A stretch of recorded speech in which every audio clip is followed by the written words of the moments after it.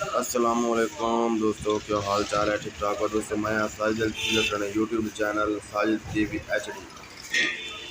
दोस्तों इस टाइम मैं मौजूद खलान दरिया रावी ते फैसलाबाद रोड।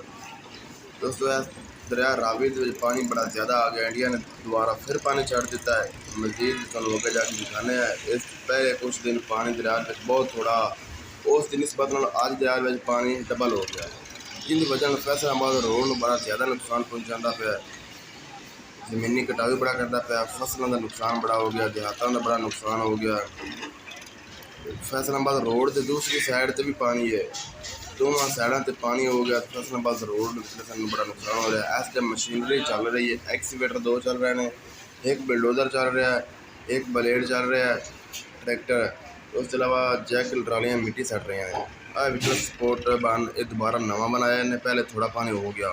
फिलहाल इस टाइम पानी की लहर चेक करो, पानी बड़ा इजाफा हो गया, बड़ा पानी बढ़ गया। तो पिछ जाके भी खाने स्पीड चुकाने चेक करो, नाल टोटली पत्थर सट दिता इन्हें। पहले तो फर्स्ट दो बान वो टुट गए, एक नवा बान बनाया दोबारा फिर। फिलहाल अजय कामयाब मुकम्मल तौर पर वो भी नहीं हुआ।